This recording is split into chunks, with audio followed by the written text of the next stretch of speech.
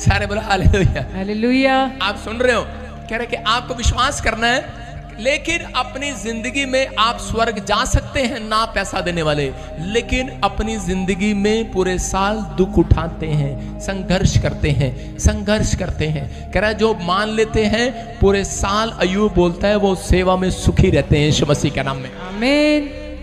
आजकल कलीसिया मान लेती है लेकिन पास्टर ही नहीं मानता। एक बार एक पास्टर हरियाणा का मेरे से ट्रेनिंग लेकर गया और मैंने प्रेयर किया उसकी, और मुझे पता लग जाता है, जब मेरे को 100 रुपए देता था तो मुझे पता लग गया इसके चर्च में 1000 रुपए इसको इनकम है। फिर वो मुझे 1000 रुपए देने लगा, 10,000 हो गए। फिर मुझे वो 20,000 देने लगा, 2000 देने लगा, मैं समझ गया 20,000 आ गए। 3,000 देने लगा, मैं कहा 3,000 आ गए। उसके बाद उसने देना ही बंद कर दिया। उसने कहा पादरी को पता लग जाएगा मैं कितने कमा रहा हूं। और मैंने उससे कभी नहीं पूछा, लेकिन वो बेचारा एक दिन कह रहा कि प्रॉफिट जी एक बात अड़ गई है। मैंने कहा क्या हुआ? कहता है एक हरियाणा में एक भूतड़ी है औरत के अंदर और वो निकल नहीं रही। मैंने कहा अच्छा। मैंने कहा कितने महीने बाद फोन लगाया तूने? कहता 6 महीने बाद। मैंने कहा ठीक है, तू ऐसे कर, निकाल जाके और मेरे को वीडियो कॉलिंग पे लेना, मैं अनॉइंटिंग दूंगा तेरे को पीछे से, क्योंकि मैं तो कोई मजे लेना चाहता था। और उसने वहां पर शुरू किया। उसने कहा निकल जा इसके अंदर से।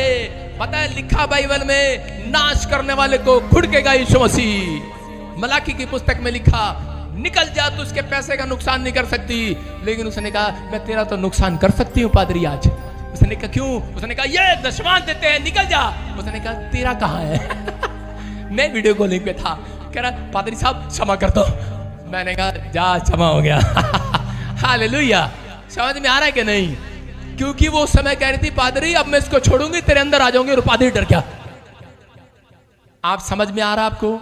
कह रहा है दशमांश आपका जरूरी है। जब आप दशमांश देते हैं, दशमांश देने वाले अपनी लाइफ में संघर्ष नहीं करते, तरक्की पर तरक्की करते चले जाते हैं। आमीन। अगर हाँ आपको यकीन नहीं है तो आप ले व्यवस्था 27 के 30 31 में देखो स्क्रीन पर क्या लिखा। दशमांश यहोवा का है, पवित्र है, इसे छूना मत, आग से मत खेलना। इसलिए लोग आग से खेलते हैं और जगह जगह निराश रहते हैं, प्रॉब्लम में रहते हैं, घटी में रहते हैं, और सारा साल प्रार्थना करने के बाद दुख में रहते हैं। बाइबल पढ़ने के बाद भी दुख में, समस्या में, तंगी में गुजार रहे हैं। हो सकता है आज तंगी में गुजार रहा कोई, लेकिन मैं कह रहा हूं ग्रोथ नहीं होगी चर्च, आपकी ग्रोथ नहीं होगी, आपकी प्रॉब्लम वहीं के वहीं खड़ी रहेगी। लेकिन परमेश्वर का आत्मा कह रहा है उन लोगों से जो लोग देना जानते हैं, परमेश्वर उन्हें बढ़ा कर देने वाला आज रात यीशु मसीह के नाम में। सारे बोलो हालेलुया। हालेलुया।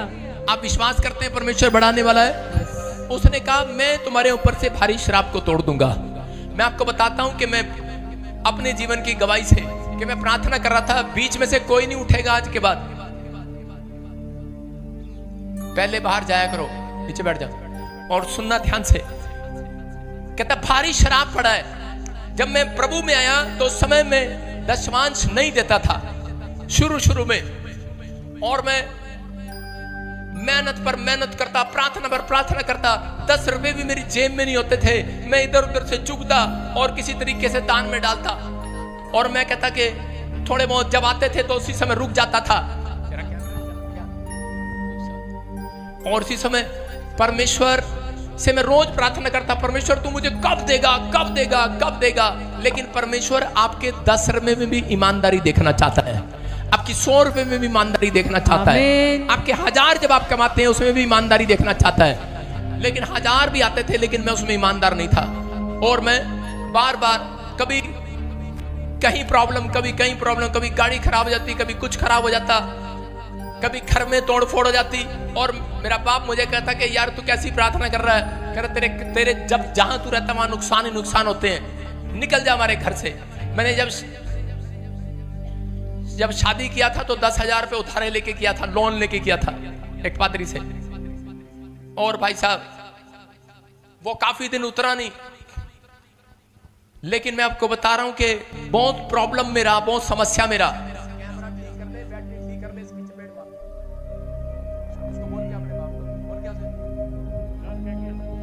आपको विश्वास करना है। कह रहा परमेश्वर आज आपकी जिंदगियों में कुछ करना चाहता है, आज तरक्की करना चाहता है। तरक्की करने वाले हाथ उठाकर कहो आज, बोलो कि मेरी फाइनेंस में ग्रोथ होगी आज से यीशु मसीह के नाम में। आमीन। मेरी लाइफ में बार बार मुसीबतों पर मुसीबतें, प्रॉब्लम पर प्रॉब्लम थी। और बार मैं जब सेवा करने लगा तब भी मैं सोचता था कि शायद, मैंने कहा दशवांश तो पादरी का ही होता है और छोड़ पड़े, आप दशवांश क्या देना, मैं देता नहीं था। और उसके बाद मेरी कलीसिया में थोड़े से लोग आते थे और मैं बार बार संघर्ष पर संघर्ष करी जा रहा था, जगह जगह जाई जा रहा था, लेकिन कुछ काम नहीं हो रहा था। कभी एक्सीडेंट हो जाता, कभी कार खराब हो जाती, कभी कुछ कभी कुछ। लेकिन एक दिन मैं थक गया जब मेरी बेटी का जन्मदिन था। मेरी जेब में पैसे नहीं थे, मैंने किसी से 100 रुपए लोन लिया और मैंने परमेश्वर को कहा, परमेश्वर ये पता नहीं इंतजाम कब होगा, लेकिन ये इंतजाम 100 रुपए से नहीं होने वाला। लेकिन मैंने किसी तरीके से लोन लिया, दुकान पर गया, मैं उसी समय जाकर मैंने कुछ इंतजाम किए, छोटा मोटा फटाफट, और थोड़ा थोड़ा सामान ले लिया। एक बिस्कुट का पैकेट ले लिया, केक ले लिया, छोटा सा सिर्फ वो पेस्ट्री ले ली, पेस्ट्री छोटी छोटी, केक बना लिया उसका, और 1-2 प्लेट ले ली छोटी सी, और लेकर मैंने कहा बस 1-2 टॉफी ले ली, बस मैंने कहा 100 रुपए का सामान हो गया। और एक ऐसे बस एक झालर सा हैप्पी बर्थडे का छोटा छोटा सा सामान ले लिया जो इंपॉर्टेंट था। मैंने कहा चक्कू लकड़ी से काट देंगे, कुछ नहीं चाहिए, ये नहीं चाहिए। उन्होंने कहा पटाखे, मैंने कहा हाथ से फोड़ देंगे। खरा गुब्बारे, मैंने कहा मुंह से फुला देंगे, मैं कुछ नहीं चाहिए। कहता ठीक है। कहता फिर बर्थडे कैसे मना रहे हो? मैंने कहा बस यार मनाने देना, इतने पैसों में इतने ही मनाते हैं। शर्म आ रही थी मुझे, लेकिन जैसे ही मैं जा रहा था रास्ते में आ गया 15 किलोमीटर, सामान दुकान पे भूल आया, उड़ के गया वापस सामान लेने के लिए, सामान कोई उठा कर ले गया। मैंने कहा यार, और अंदर से मन रो पड़ा और मैंने कहा परमेश्वर अब बहुत हो गया। कब से? जब से मैं प्रभु में आया, संघर्ष संघर्ष संघर्ष, पैसा तो आ ही नहीं रहा, क्या कर रहा है? मैंने बिजनेस भी करके देख लिया, जिस बिजनेस में 8 डॉलर फ्लॉप हो गया।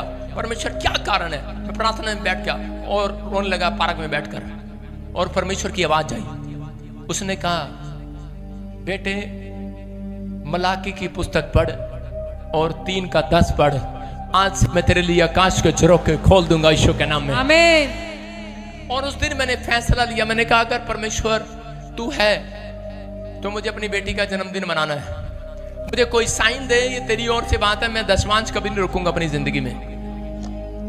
और उस दिन मैं थोड़ा आगे चला, 100 रुपए पड़े हुए मिले मुझे। मैंने कहा 100 का नोट मैंने उठाया, और उसके बाद मैं उसी दुकान पर गया तो इतनी देर में देखा एक विश्वासी खड़ा और कह रहा क्या लेने आए हो पादरी साहब? मैंने कहा कुछ नहीं। मैंने कहा यार बच्चे का बर्थडे, सामान लेने आया 100 रुपए का। कह रहा सारा सामान मैं दूंगा। Hallelujah hallelujah. मैंने कहा तू देगा?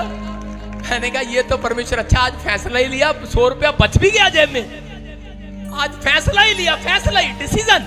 मैं कह रहा हूं यहां बैठकर आज सिर्फ डिसीजन लेकर जाना है, देना नहीं है अभी डिसीजन